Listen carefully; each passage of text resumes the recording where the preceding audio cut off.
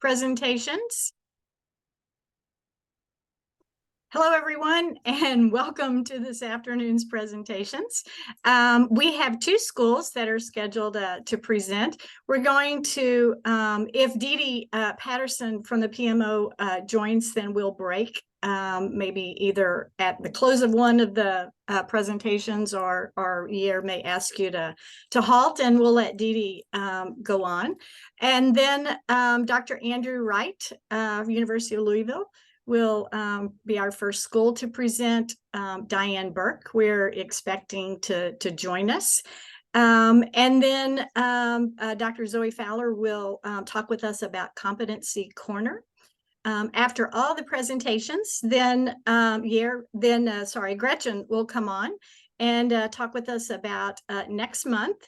And then Yair will put us in the breakout groups. We always encourage you to join in on the breakout groups for additional discussions and some in-depth questions. And so we are ready to go. I'm still not seeing Dee Dee. Are you here? No, go ahead. Let's. Okay. All right. So Andrew, you're on. Thank you. Thank you. Let me see if I can get the screen share to work. I'm on a new computer, so this is always exciting. Oh, it is, isn't it? Which screen is which? Okay. See if it's showing. Yeah. Yep, we see it. Super. Excellent. Thank you so much. Mm-hmm. So I am presenting on behalf of the University of Louisville, and that is how we say it. We swallow part of it. So I'm not Gi-Young M, nor am I Adrian Lau, but I think neither one of them perhaps was available this afternoon. So I am going to try and run this presentation for everyone. A little bit of background on the University of Louisville. We've been a CAE since 2006. It's going back a while. But the University of Louisville has a long tradition as an institution of higher education dating back to 1798, actually, which surprises a lot of people. Our current student population is over 23,000, some 18,000 full-time equivalents in that. And we have over 7,000 faculty and staff. We run, I think, 5 different hospitals as part of our offerings here at the university. Have a law school, medical school, dental school, engineering school, nursing, run the gamut. We are designated as a Research One university by the Carnegie Foundation, and we're in that rare group that is also a community engaged university. So of more than 4,000 universities in the country, U of L is one of only 80 that can claim to have both of those distinctions, and we're very proud of that. So Gi-Young M is my colleague here in the Department of Information Systems Analytics and Operations. And we have the undergraduate track in cybersecurity in our computer information systems major here in the College of Business.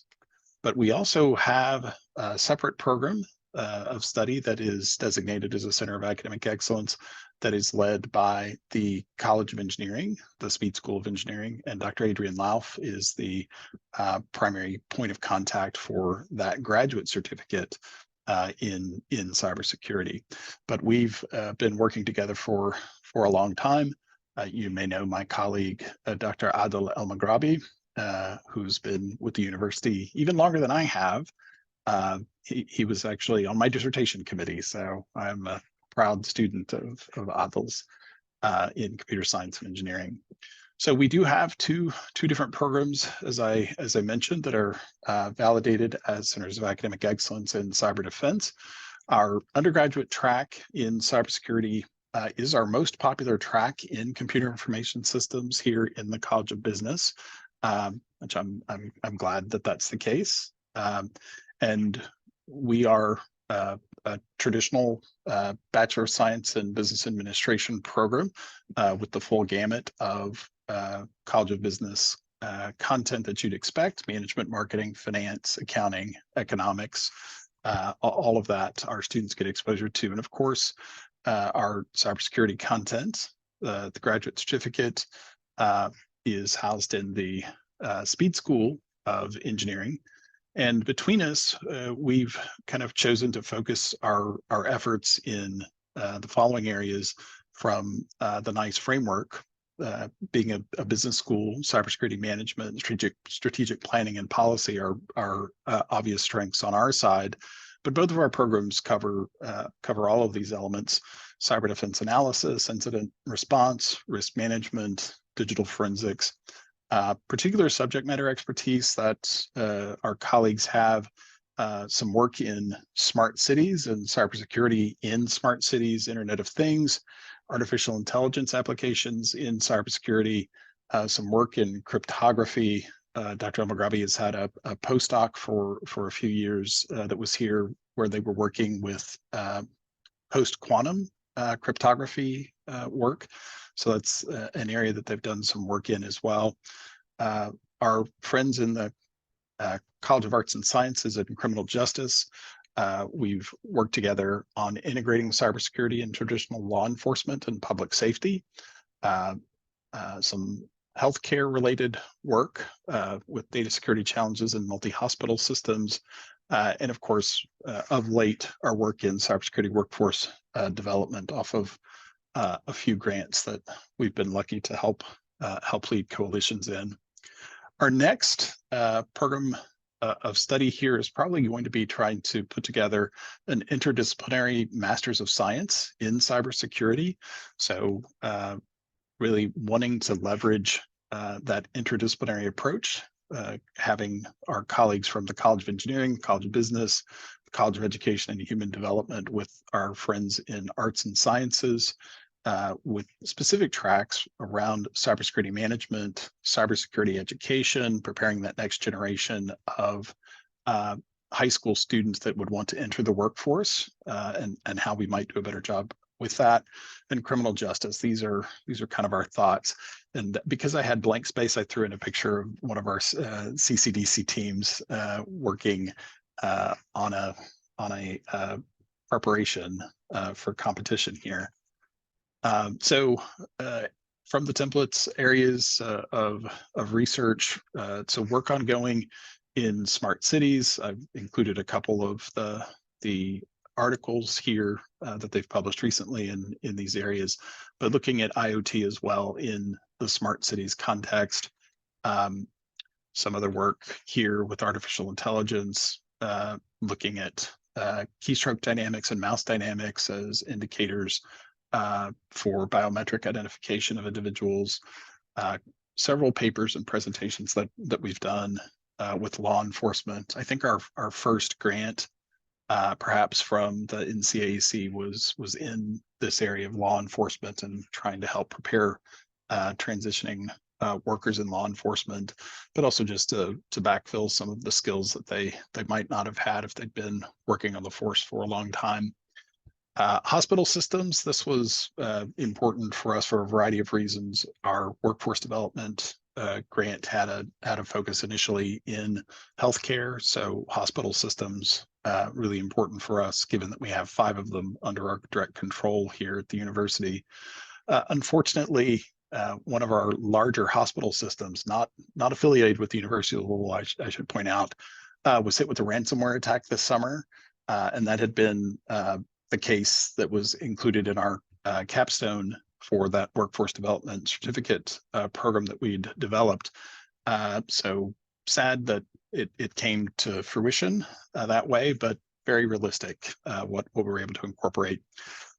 So in general, we've had the opportunity to work in several of the areas that you see on this slide, including teacher education, which we've been lucky to participate in another grant that's been supported by the NCAEC in preparing the National Cyber Training Academy, really trying to figure out how we can help high school teachers be better prepared to infuse cybersecurity into their curricula as we try to develop that next generation of cyber defender for our critical infrastructure. We've done some work also with DoD on a couple of projects, one focused specifically with law enforcement, another that was focused on transitioning military veterans coming out of military service and into the workforce.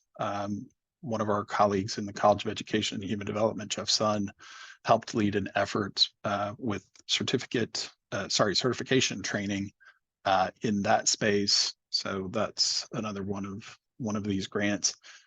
We've done work particularly in trying to develop skills in underserved populations here regionally in our area. During the pandemic, our work with the Digital Transformation Center included cybersecurity as one of the areas where we went out into the community to offer training, initially online, and then as the pandemic let up, we were able to go actually physically into our community centers here to deliver some of these non-academic training modules that we developed. We've also recently been awarded an NSF SFS grant, so scholarships for service, which we're excited about. My understanding is we're the first institution in the state to have received an NSF SFS. And our current grants are focused really on train the trainer in getting the curriculum that we developed in this slide. You may have seen me present a couple of times now in other forums out into the hands of more people, so that the 22 content modules and the capstone that we created can really be shared more broadly. This was work that came from a 2020 call from the NCAEC that was focused on workforce development, so non-credit material in a specific industry. So for us, that was healthcare. They wanted us to include in the ask modules that hit on cutting edge topics. So you'll see in this very busy slide, we have included some that are unusual, perhaps, for traditional cybersecurity programs, or at least ones that look like our old version of the curriculum. So we included modules in artificial intelligence, cognitive computing, data mining, blockchain, post-quantum cryptography, robotic process automation, and whatnot, which is difficult to do in a workforce-facing certificate, I'll say. But we tried to honor what the ask had been and built the modules. And now we're finding they have been repurposed. We're able to offer that content in different formats beyond just what it was originally developed from. This is a list of some of the schools that participated in our first version of that grant. We were able to get some additional funding to expand into a different industry focus area. So we took the content that we built in these 22 modules and transferred it into a different disciplinary focus in industry, which would be logistics. And logistics and distribution is important for our area here. We have UPS Worldport in Louisville. So anything that is coming in UPS through the air is very likely landing in Louisville at some point. So logistics and distribution is an important area for us. So we were able to take that curriculum and revamp it into a new focus area.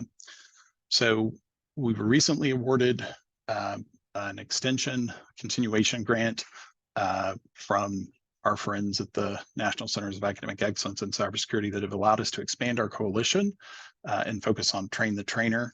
So we're building some additional video content to incorporate into the modules that we had developed. And my colleague, Dr. Sharon Carrick, who is our PI on this grant, says, create Twitterized video components, which I'm not sure we can say Twitterized anymore. I guess it's X. We've Xized it. No, that doesn't sound right either. But trying to make it more accessible to our learners with some additional video instruction included. And we were able to expand that coalition to include more schools in our region, but also beyond that. Anytime you see an asterisk here, that's a school that I think is a CAE. Another one that we have ongoing is the National Cyber Teaching Academy. So Dr. Adil El-Maghrabi from the College of Engineering is helping lead the Southeast Coalition in this with partners from Tennessee Tech and Bluegrass Community and Technical College. And these students are able to participate in that graduate certificate in cybersecurity with some specialized content for education, obviously, and preparing high school teachers to be able to deliver that content to their students. So we've had 400 high school teachers that applied for 90 scholarships and have started this work in summer 22.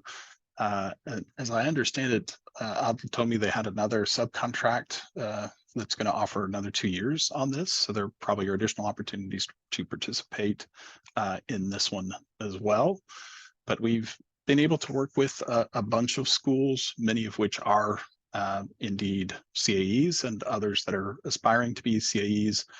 As part of our third year expansion of the original grant, we were intentional in trying to bring in schools that were minority serving institutions. So you'll see several of those, including Kentucky State University, which is important for us in Kentucky as well. But the new coalition includes schools far and wide, as far as Puerto Rico here, with the Polytechnic University of Puerto Rico being a participant. But lots of reach with the coalitions that we've built. So happy to have had the opportunity to participate with so many great colleagues around the country. We've also done some work with Iman at the University of West Florida. I've done several panels with her and their team, and that's been great. I think for us as well to see how other schools are doing it so well.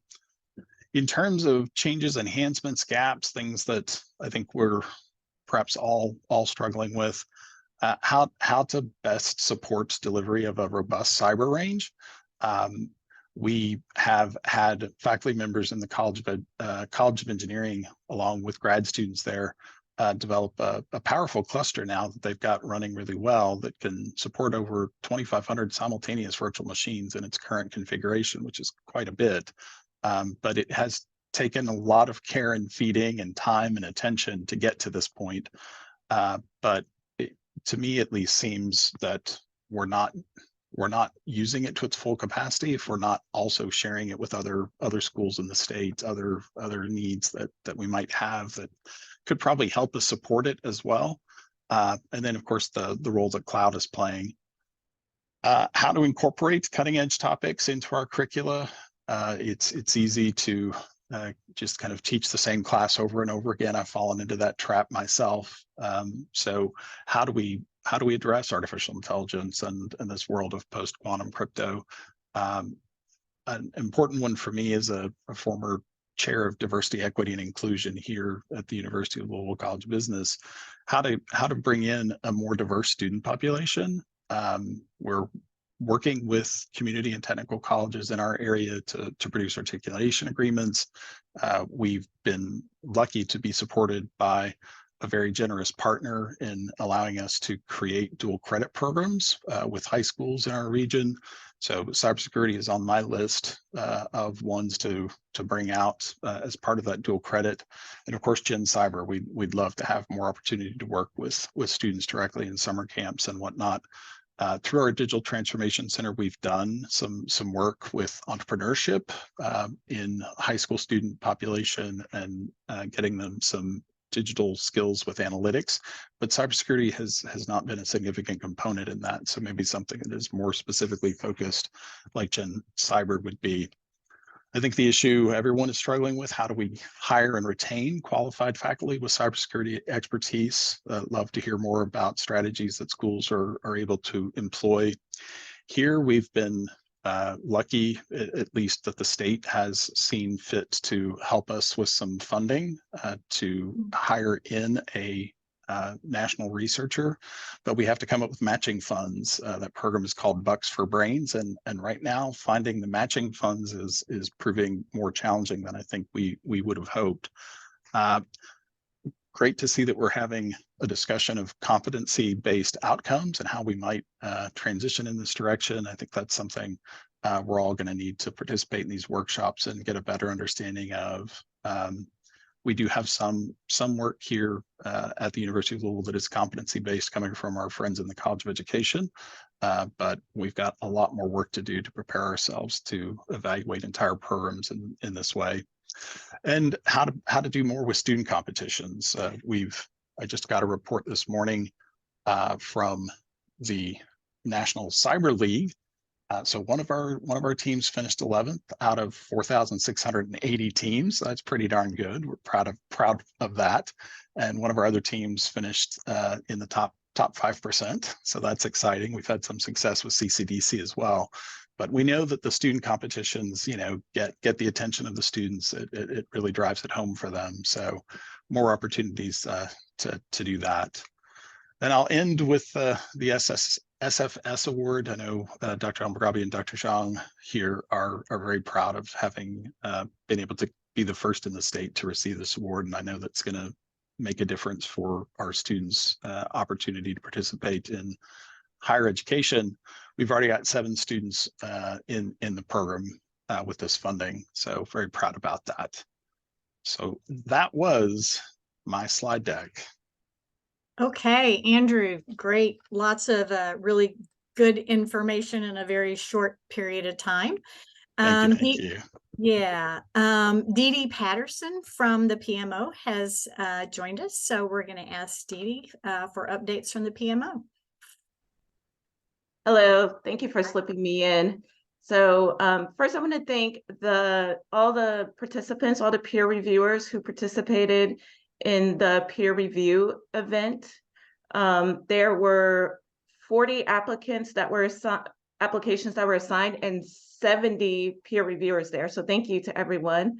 Andrew mentioned it in his presentation that we have workshops for the redesignation new requirements. So we have 2 in the month of November.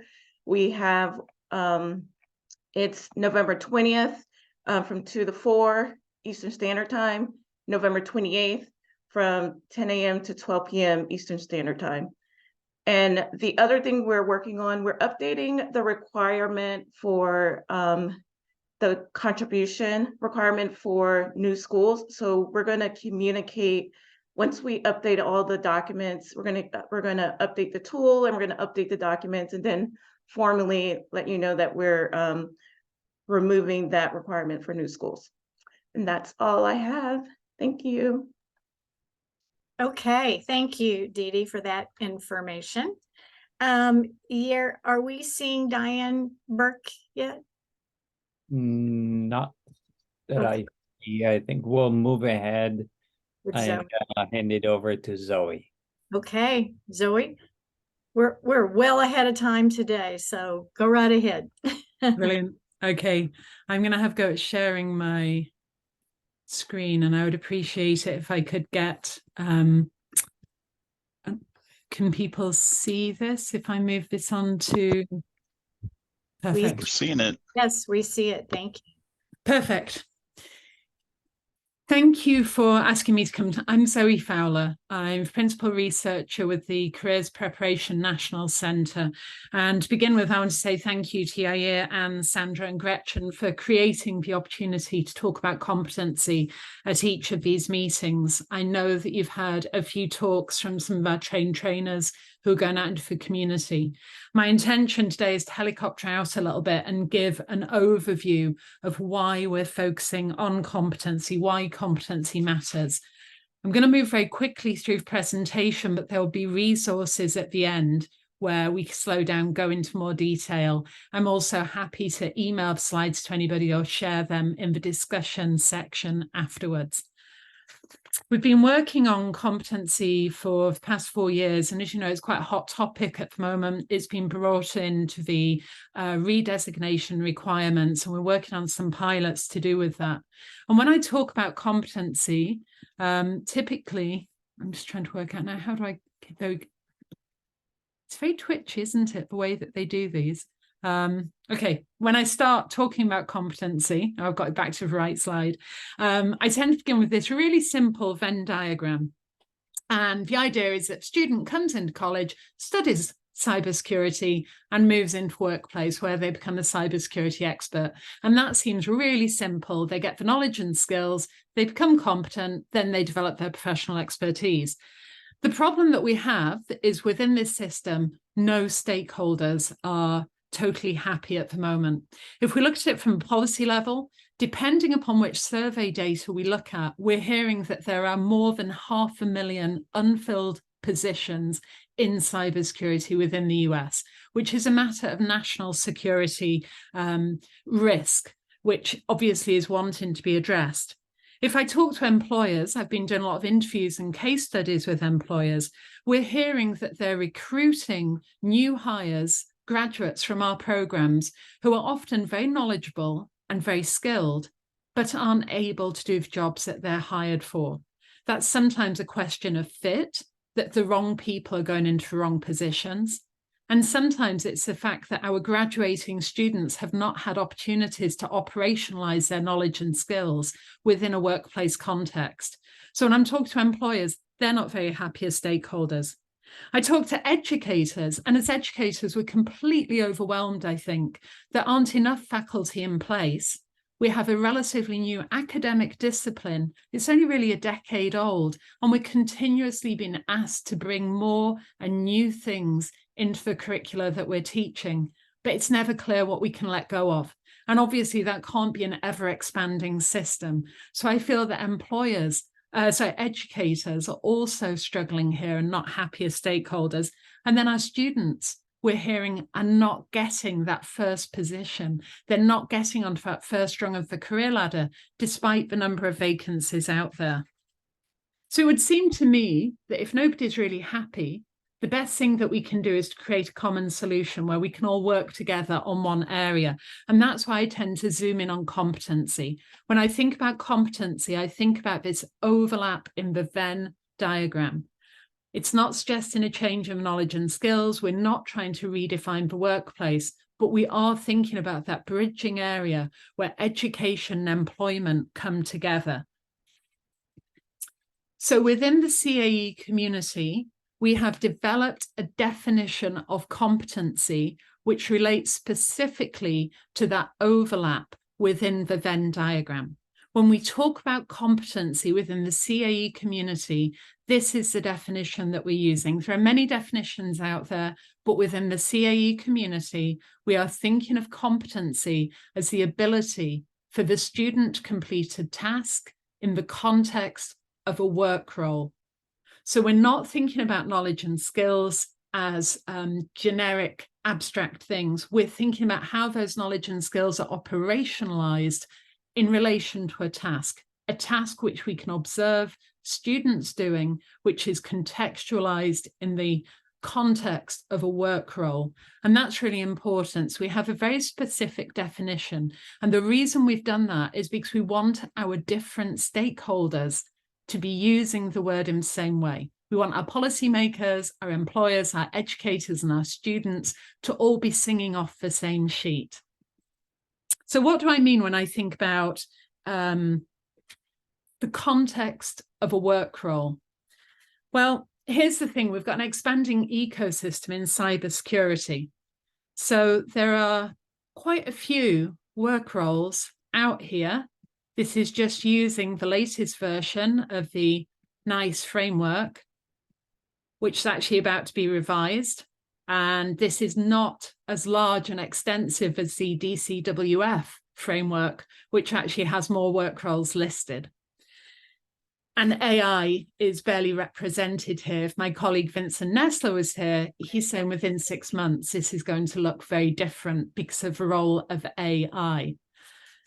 And that brings me back to something Yair said to me just about 4 years ago when I came into this position. It was one of those moments of wisdom which has really shaped my thinking.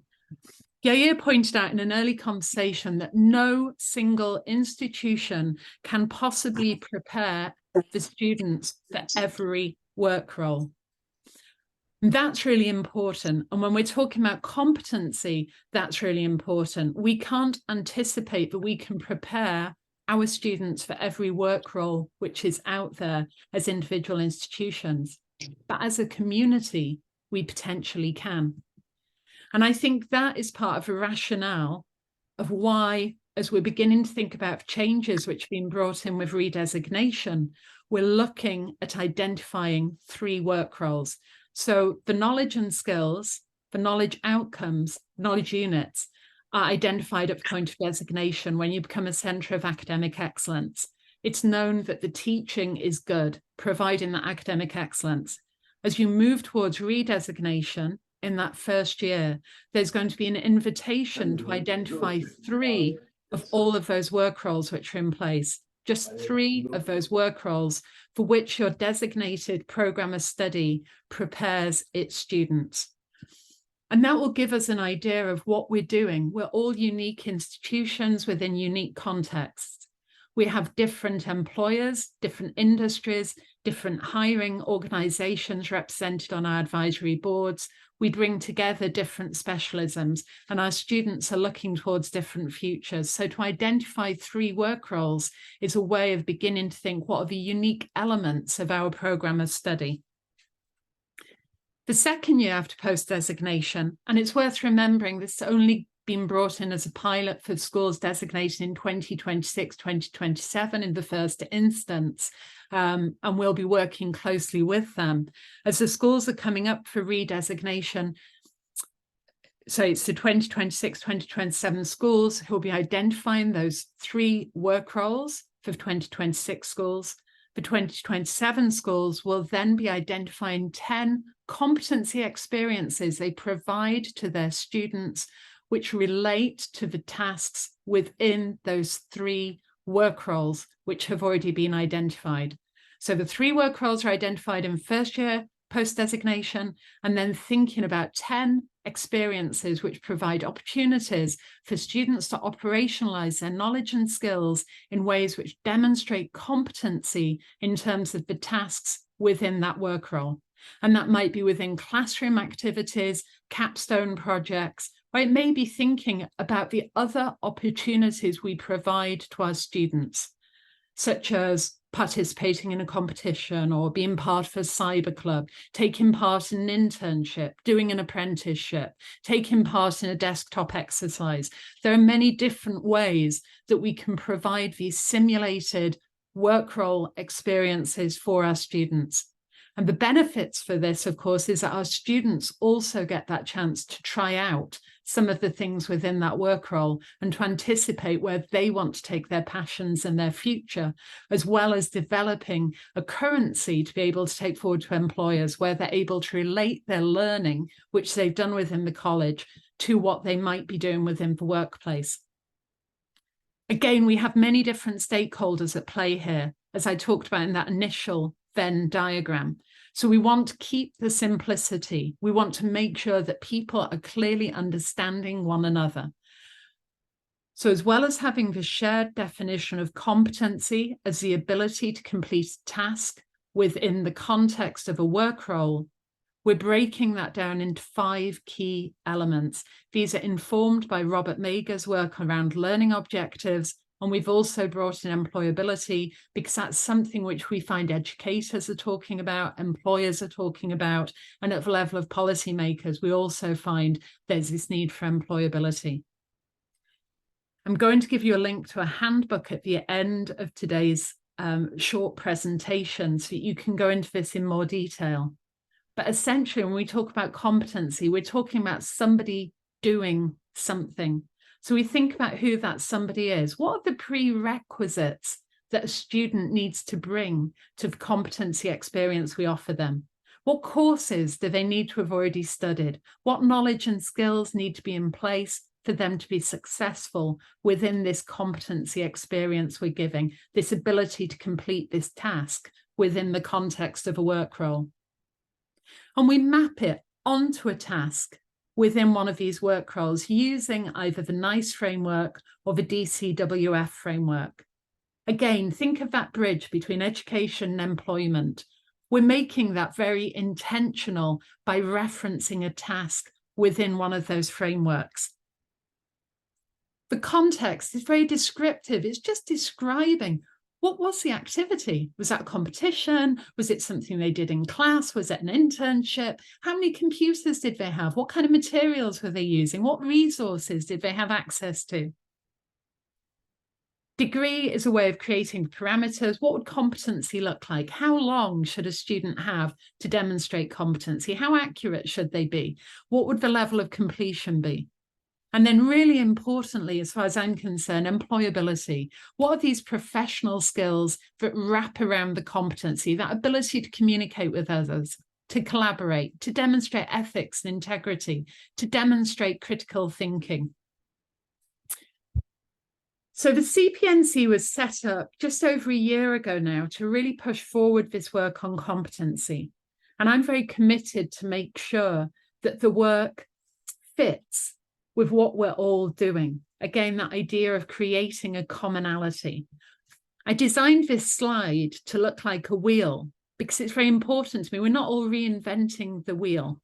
We have a model of competency which we've piloted around desktop exercises, which have been regionally carried out within the CAE community. The model of competency has been applied to internships.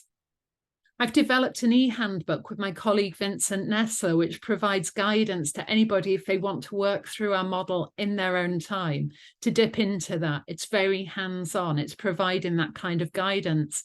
And then we're also training trainers who can come out to different institutions to talk about competency, to think about ways to build that bridge between education and employment.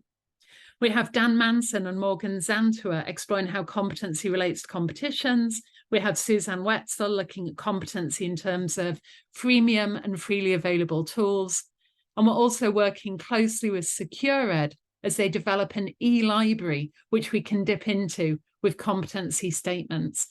The idea here is to create a little bit of cultural change, but more importantly, to share the good practice which is currently taking place across the CAE community by providing the means to share the ways that we're developing our students' competency, to share that good practice. And the best way to do that, I think, is to begin to record some of the activities we provide to our students where they're able to carry out these tasks within the context of a work role. So just to close out, because it's a real whistle-stop overview of what we're doing. The link to the e-handbook is here. The e-handbook is meant to be a dynamic document. This is available to you now. Everything is iterative.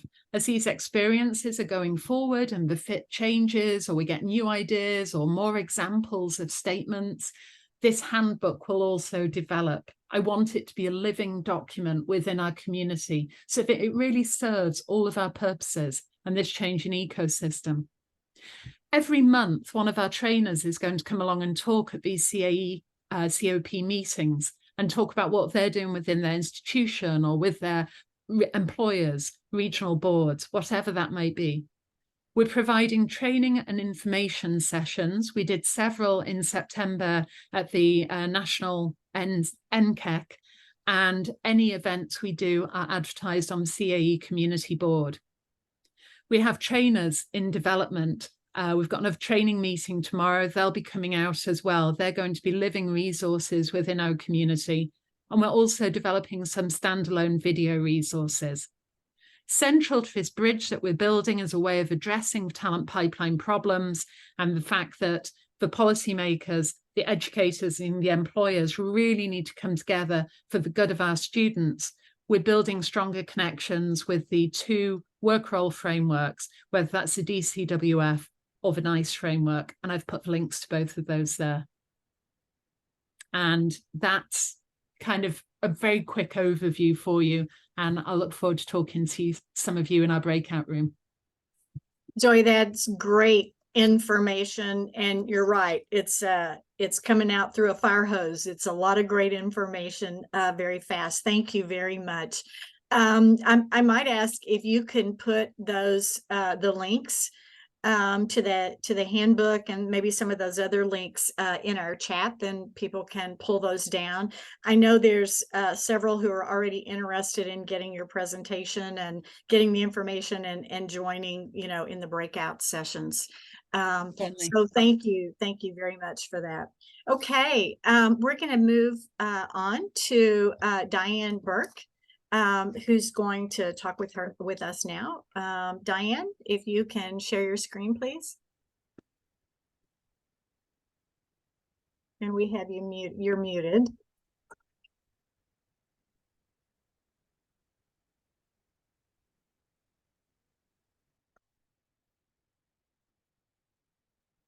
Hey, We're seeing it. If you can just put it in presentation mode.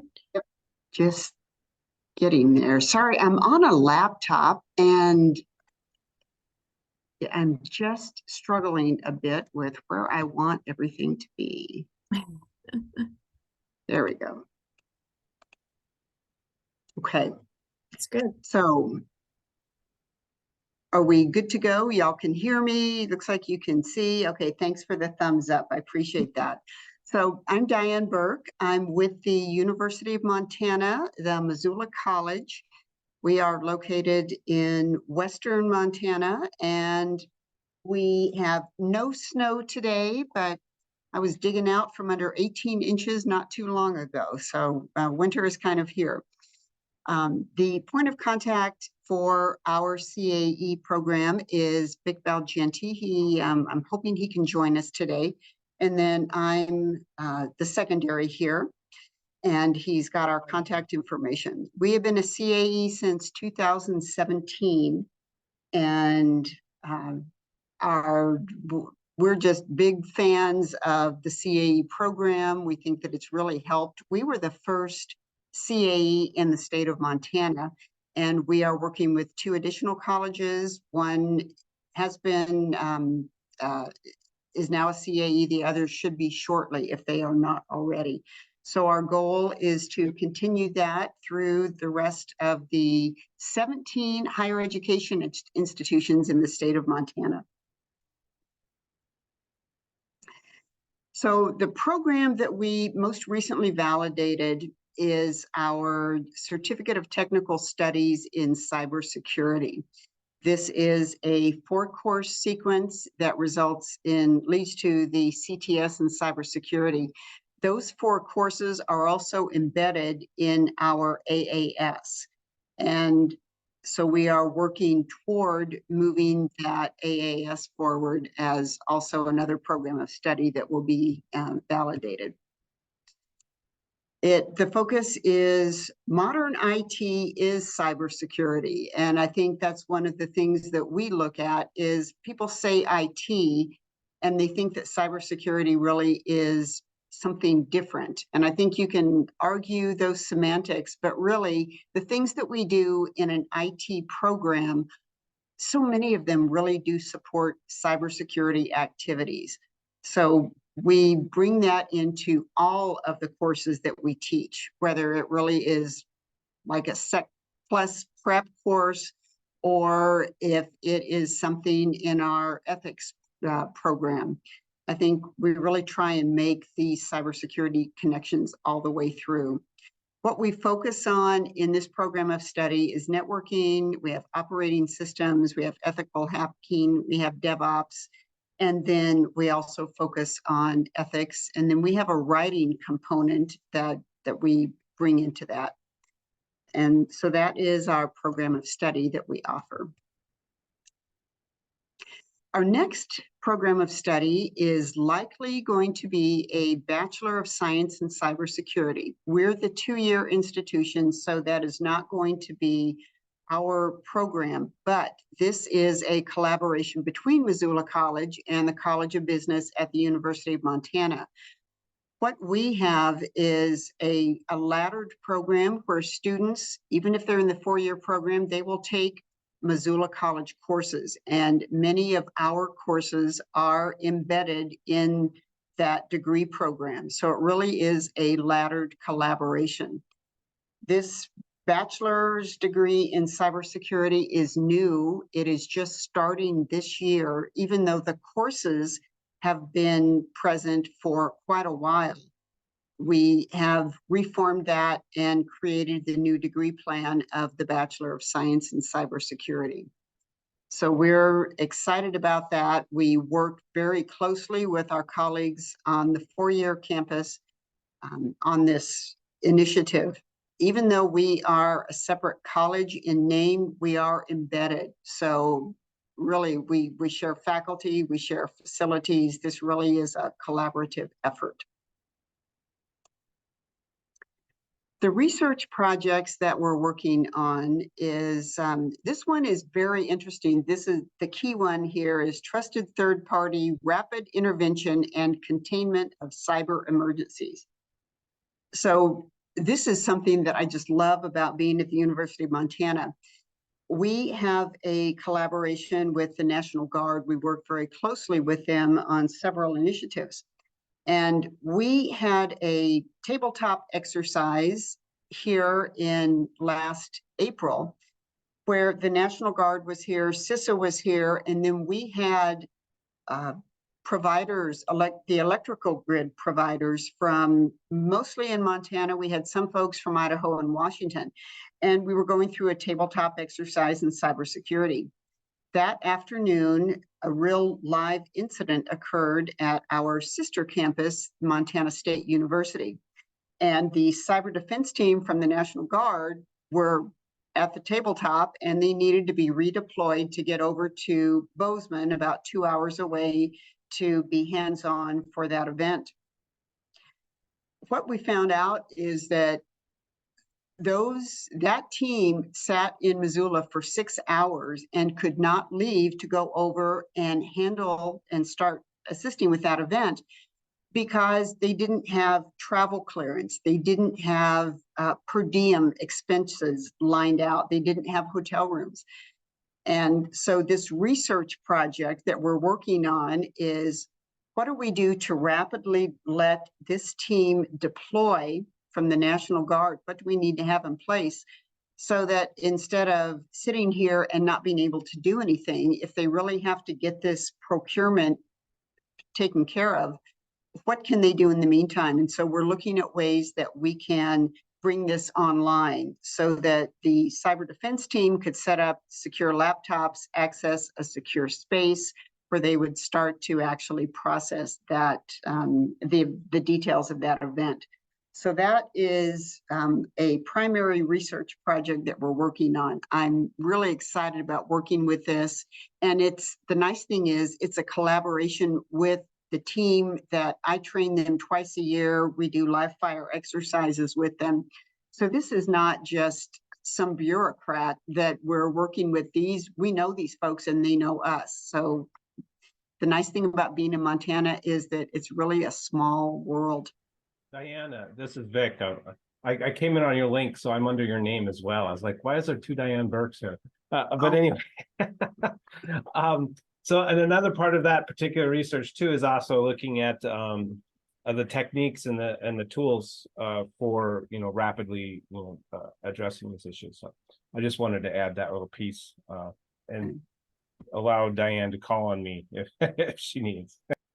Okay, and maybe because you're using my link, your video is not okay, and Yair is saying yes. So okay, so not the video. The video he can activate, but maybe rename your name. You should be able to rename your name to your true name. It was using your link, so that's there we go. Okay, okay, there we go, Vic. Okay. All right. Okay. Well, so Vic, we can tag team on this. Would you like to pick up on this? Sure. So our let me get that a little better. So I mean, we have several subject matter experts, but here in particular, we have a Cisco networking. A lot of places have that, and that's I think a very valuable. The Cisco Academy is very valuable for students. It really teaches networking, and it's useful when they go out into industry. We do a lot of Linux environments, probably more so than a lot of other places, because we do a lot of virtualization and a lot of well, we do a lot of the ethical hacking, and a lot of these kind of lead to being done in Linux environments, just because it's a little bit easier to do those in a lot of the Linux environments. We've been moving into DevOps more and more, mostly because, in fact, when I came in about 4.5 years ago, I was, I kind of re-energized the program that we have here, moving away from sort of the old school traditional, the Microsoft certified certifications and Cisco, and moving on into kind of more like what we have now, where we're using a lot more virtualization and provisioning and stuff like that to kind of meet the cloud. I probably should have added that in there, because we just added a cloud degree as well as a cloud, just learning how to use AWS in the cloud in general. So that's kind of where our expertises are. I mean, my specific expertise is primarily in high-speed pattern detection and event pattern or event classification. And so that's what I did a lot of my research in. I'm trying to branch that out into other areas, but that's kind of where our subject matter expertise lies there. And then we have, of course, we have from Tom and from Diane, we have a lot in the way of policy and working in that range as well. So that's kind of where we are at Missoula College. And so the grants we are working on here, so the one that we were talking about earlier, the actual name of the grant is RACER, because of course, when you're working with government, you always have to have a fancy acronym. And so it's Rapid Action for Cyber Emergency Response is one of those plans. We have we are part of the Cybersecurity High School Initiative or Innovations. That's run by Morgan out at City University in Seattle. And we're a participant. I do some of the trainings for the summer program, and then of course recruitment in Montana. And then we have Gen Cyber. We've had 2 Gen Cyber summer camps for middle schoolers, and we're doing another one this summer. And then Diane can talk about the secure and trustworthy cyberspace, because that's more on her plate. I don't have too much to report. We are just getting ready to put together a grant application, but I just thought I'd list that since that's on my plate. I might as well go ahead and put it on the slide here. Moving forward, as I mentioned, we're the first CAE in the state, and then we partnered with Great Falls College and Gallatin Community College, hoping to partner with our 4-year program, 4-year counterpart, so that they can also become a CAE, and then working with our other campuses. In fact, Vic and I messed up on the time here. We were in a community of practice meeting for our statewide COP, and we always do try to continue with the support for CAE and offering to help them with anything to get started there. What changes, enhancements, or gaps do you have? I think adjunct faculty are hard to come by, and then we don't particularly need help with the next items, but I just wanted to share that we do have 2 projects we're working on. We have an on-site cyber gym, and at the moment you have to be on-site to use that. We're shifting that to a cloud-based solution so we can offer competition statewide. And then we are also partnering with the University of Montana IT security team to develop a strategic operations center. That's going to be a primary place where students can get some training, but there will also be full-time career folks there. And part of what we're doing is developing a rapid training program for the folks who are going to be staffing that. The only other thing I'd like to share, and Vic joins me in this, it's great being part of this community, and thank you so much for the opportunity to share with you. Sure, Diane and Vic, thank you both very, very much. Yair will take us to the next slide, and Gretchen will talk about our December session. All right, thank you, Sandra, and thank you. I have a huge call out to Vic and Diane. We had a cancellation, and they in 2 days were able to put this all together and be a part of this. So thank you guys very much for being a part of this community and being so flexible. So we actually have a couple openings. I have just sent out an email because we have had to revamp the schedule a little bit. We've had some cancellations and some delays, of some faculty moving between schools and things happening because a lot of these people signed up for this over a year ago when we, or 2 years ago when we started. And so I have just sent out the entire schedule from here to next December. So some of you that I just confirmed with in the last month or so, you may have been moved up because if I had to move people out, I just brought things back. So if you do want to be moved back out, let me know and I will work on filling in some of those gaps moving forward. So right now for December, and it is the 7th, right? Normally we do the second Thursday of the month, but the 14th for most of us is probably going to be finals week. And so we wanted to avoid that. So we're going to be doing it on December 7th at 2 p.m. Eastern time. And we have Beryl from Portland State University that has volunteered to be moved into a December slot. And so if anyone is interested in moving that December slot, please let me know. I did move some folks up. So, you know, if that works for you, just let me know. But the new schedule will be finalized by December 1st, based on my correspondence with all of you. I do apologize. I know the world has changed since we first put the schedule together, and I just want to get back and resynchronize with our volunteers to make sure that we're covering all the schools. So I do apologize for putting you all on one email, but I figured that way we can figure it out the best and get that in motion for 2024. So back over to you, Yair. Thank you, Gretchen. And we're gonna close the recording shortly and open the breakout rooms. Please, the presenters join the breakout room under your name, and also everyone else is free to move between the rooms. One point I want to say is that our community of practice is very active, and I'm going to be sharing the link quickly in the chat area. And if anyone is interested to get involved in some of our activities, please reach out to me because we have two activities, two initiatives coming up. Specifically, there was a discussion about the challenge to find adjunct faculty, and we're starting an initiative specifically for that to try to help us with the faculty opportunities. And there is another initiative that is forming up on clubs, student clubs. So if you're interested in any of that, please reach out to me or the names that we have underneath the initiatives in the cyber defense area. I'm going to close the recording, so hold on.